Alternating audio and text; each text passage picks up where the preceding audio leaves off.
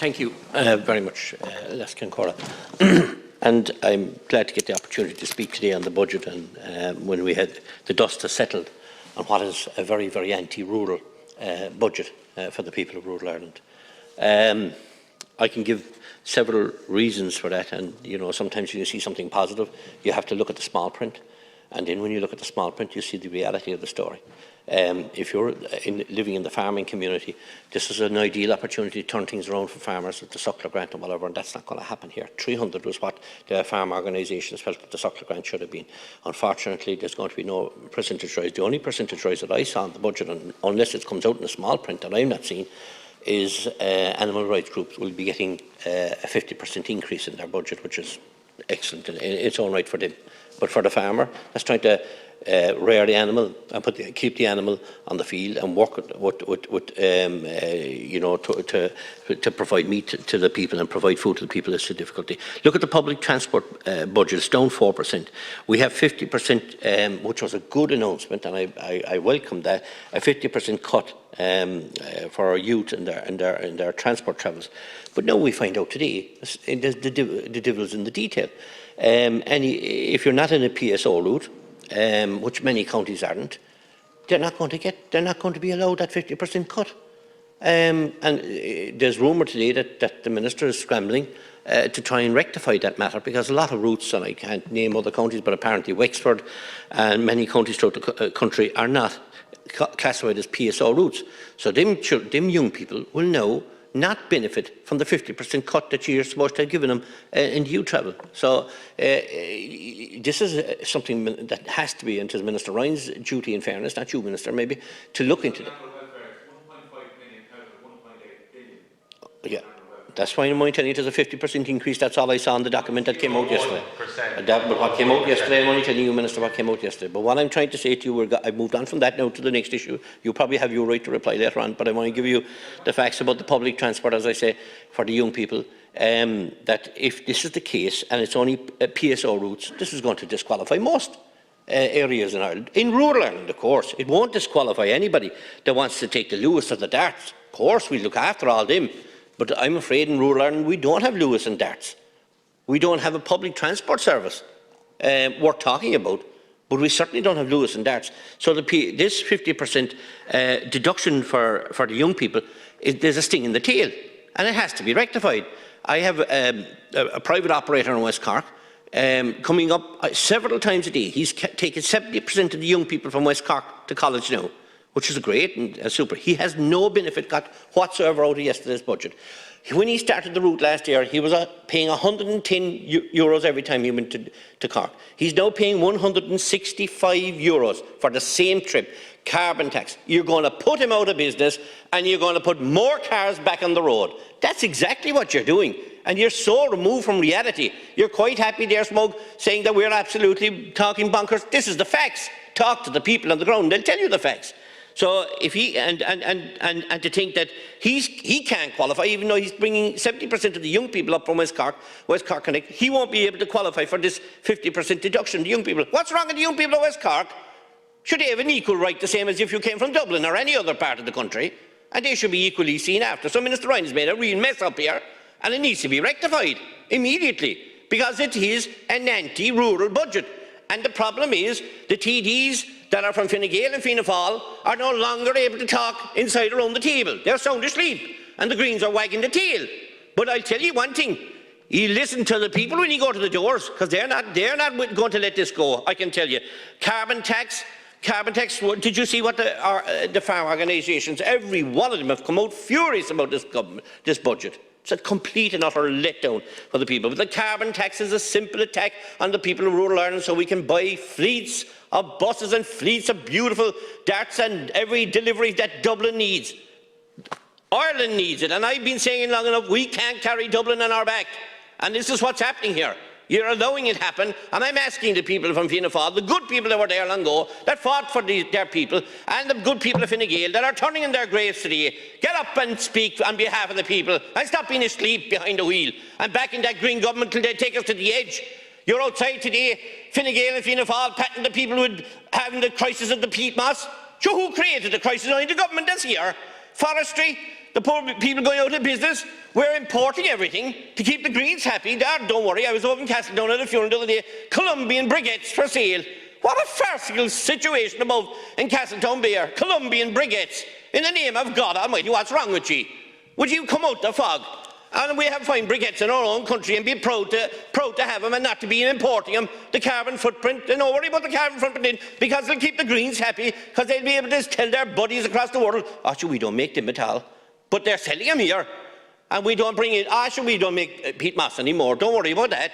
Peat moss, where's it coming from? Latvia. Well done, lads. Pat yourselves on the back. You're real heroes, you know. You are going to be heroes, and this is not going to be forgotten, I can tell you. Car fuel prices for the ordinary man and woman that works hard every day of the week, where's it going? Up through the roof. They're stopping at the filling station today, scratching the back of their head. 'Tis the working man and the working woman is being crucified in rural Ireland. And they're furious, and they're telling me, I don't know what they're thinking of me. And that's why when you look at the polls, you're going one way, and one way only. You're so stuck at the bottom, you can't come off it, and you can't understand why. I'll give you 10 minutes and I'll tell you the whole thing. Common sense has gone out the window, and the Greens are wagging the tail. And if you don't stop them wagging, lads, they'll wag you out over the edge. And they're doing it as we speak. We have, as I say, home heating oil for the ordinary man, the ordinary woman, the poor people are trying to heat their homes. There's no alternative. Good God Almighty, there's no alternative in the wide earthly world. Trying to get, you probably know in your own constituency, I certainly know, warmer homes. Warmer homes, they don't 2 years wait, if you're lucky. If you're not, maybe 2.5. That's a scandalous situation to be the Deputy Knocklin said there's a lesser budget than what should have been put into warmer homes, because people do want to use an alternative. The alternative isn't there. If the alternative was there, I'd be sitting here saying nothing. But there is no alternative. It's either that or go cold. So people do want to fill the oil tank. I was talking to oil distributors yesterday. They were frantically getting phone calls from people trying to buy this time. They're going to get cut the next time anyhow. And you're quite happy. Coal, the price of coal going through the roof. What's the alternative? Don't light the fire. Fill it full of paper, is it? For the love of God, what's wrong with you? Agricultural contractor, talk to them today. Talk to the lorry drivers. Talk to the bus drivers. I'm telling you, lads, be wary. They're all inside in your constituencies, and you're forgetting, you're hoping that another 2 or 3 years will turn this around. It's worse it's going to get. Let me tell you that. Yesterday, they had a different comment from most agricultural committees that I saw. IFA, the ICSA, ICMSA, mocking the farmer. Baffled was the word. Baffled. Zero delivery, zero delivery, zero delivery, zero delivery on what they asked, on what they knew. And they knew because they have their fingers on the pulse as such. And you can't deny that they don't. They're meeting with the organisations every day of the week. We can have similar payments to what we had before. We need to have a new kind of a rep scheme opened up. We need definite deliveries, not non-deliveries, and that's what's happening at the moment. And what you've done is you've created a massive, massive, unresolvable urban-rural divide.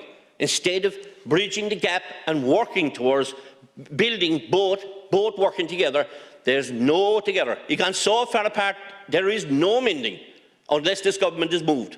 And that's the only way we have in this country, unfortunately. Nobody wants an election, and probably, I speak to a lot of people about it, but they are very, very annoyed.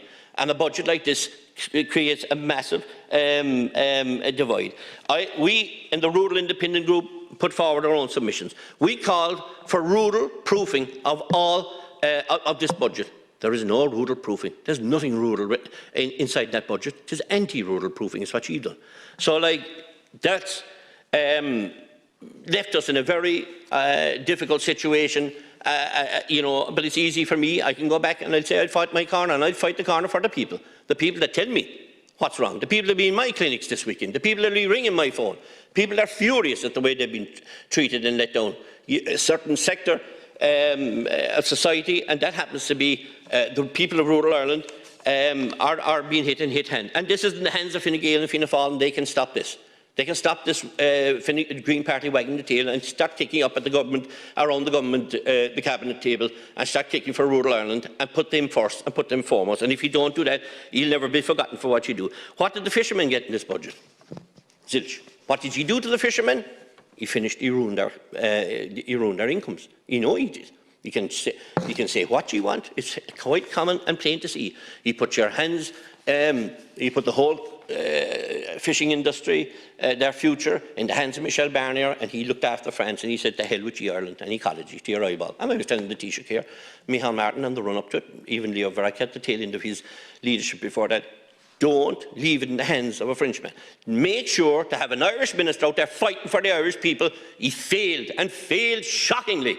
And now the fact that you've finished, you can't, Minister, cut 43 million off a budget, and say to me there's nothing wrong. Happy. He could have done something about it. The French did, the Spanish did. The French did and the Spanish did. You were asleep at the wheel, your minister was asleep at the wheel. Asleep at the wheel, unfortunately. And unfortunately, we're going to pay a high price. What is in the budget yesterday for the people of the islands of this country? Is there going to be a social housing budget that hasn't been there for many years? I didn't see it in any of it. I didn't see anything about islands. I have some beautiful islands of West Cork. Bear Island, Whiddy Island, Dursey, Sherkin, Cape, Long Island, probably left out one or two, but fabulous islands. People trying to make a living, tourism, trying to get their feet on the ground, whatever, they need a bit of a boost. People want to live in islands. They can't live there anymore because there's no social housing. They're not allowed to build because they won't be allowed planning. And there's nothing on the islands in relation to that, in relation to this budget. And there's other issues like, with the health crisis we have in this country. I just looked at, a lot of rural places are finding it very difficult to get, whether it is coaction or other groups like that, they can't because there's no pay parity, so they can't compete with others. We have situations where we have people with intellectual disabilities, their homes are being shut. In November in Castletonbere. I've been told they can't get staff. That's not good enough. There's nothing here to change this around. There's no pay parity in this being resolved. So basically there's a massive difference between a person who works in a home where there's people with intellectual disabilities that work in a hospital with the HSE. A massive wage difference, and that's not going to bring it together. This should also be tied into this budget, was an allowance for rural workers, for workers that are working in rural communities. That may not work because of the cost of travelling to and fro. Something like that has to be tied in here to give people an incentive. We also have to look at our health. Our health system in this country is on its knees. There was an opportunity. We're only pumping money into management HSEs. I don't know, it was a bottomless pit, and it was nearly worse than the Children's Hospital there for a while. It just was a case of just pump it away and hope for the best. We haven't looked at any solution here to resolve the waiting list in this country. There's an opportunity here. We have to look at what's the first thing we need to do. We need our hospitals open 24/7. 24/7, we need our hospitals open in this country. We're afraid to open our hospitals 24/7. That's an incredible situation to be in. We should be delighted to open them. Private hospitals are working 24/7 in Belfast. We're taking people to the north every day of the week. They are showing us how they can carry out hundreds and hundreds of surgeries every month. But we're here in this country, and we're afraid to tackle this issue, and we're playing along with people's lives, and they're suffering severe pain in the want of an operation. As I said, the health system, the pension, the €5 increase is great, and in fairness, that should have been there for the last 2 years, because experts on the radio yesterday morning were saying that senior citizens have lost €15 in the last few years on the basis that they got no increase of €5 like they should have had each year. But at least it's €5 in their pocket that they badly need, and they greatly appreciate that too. But you'd wonder, why and what happened the last few years that there was no increase for the senior citizens pension. Why wasn't that the case, and why wouldn't there? Maybe there's an argument there for maybe a €10 increase this year, but you can't expect to do everything the one day. I look at the €1.4 billion NDP plan, and I mentioned that last night, that we had the Taoiseach and Leo Varadkar and Eamon Ryan kicking a ball around Páirc Uí Chaoimh last week, and the sad thing is they kicked the ball up the road, the southwest Cork. They didn't kick it down that way at all. So there's not a brown cent going into roads in West Cork. Not a brown cent bar pothole repair. And blasted, we do deserve something. We're citizens of the state too, and we're paying the highest amount of tax in the state, because we're furthest from the Dáil and nearest to the White House. Remember that. And the people of West Cork are being condemned. They can't. There's a Southern Relief Road in Bandon left idle there for the past 17 or 18 years. There's a Northern Relief Road not going to get a brown cent to be done. There's a Bantry bypass not going to be done. Any Shannon bypass not going to be done. The last time there was decent money spent, and I don't know was it the Fianna Fáil or Fine Gael government, was 20 years ago when the Skibbereen bypass was opened. That was the last time there was what you could call common sense money used in West Cork. They kicked the ball last week above in Páirc Uí Chaoimh, and they kicked it up the country. Or it was only all pie in the sky talking here. 1.4 billion, and not one brown cent of that is going to go to West Cork unless we get a few bob for a pothole repair. Thank you.